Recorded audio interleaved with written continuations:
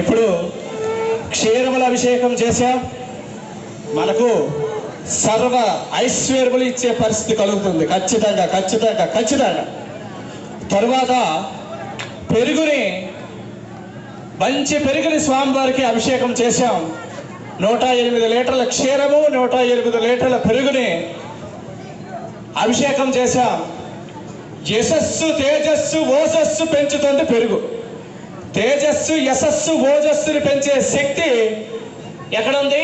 పెరుగులో ఉంది. ఆ పెరుగు వేశాం.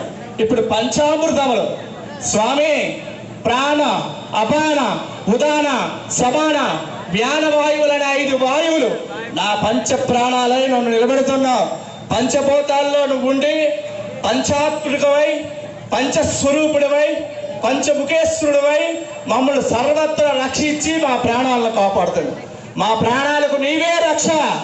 ఎవరు రక్ష? మనకి శివుడే రక్ష. ఆది పరమేశ్వరుడే రక్ష.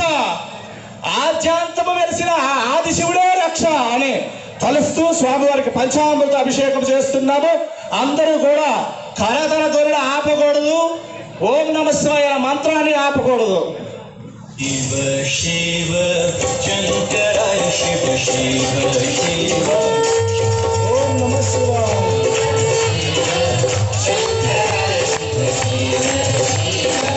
ఓం నమః శివాయ. శంకరాయ శివ శివ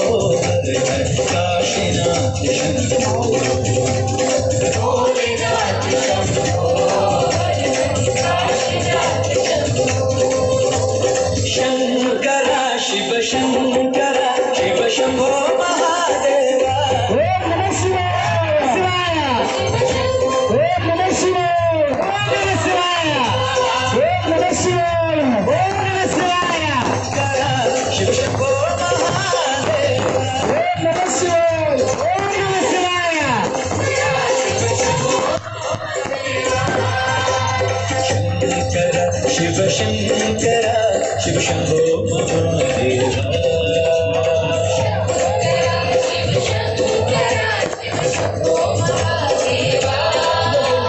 शंकर महादेवा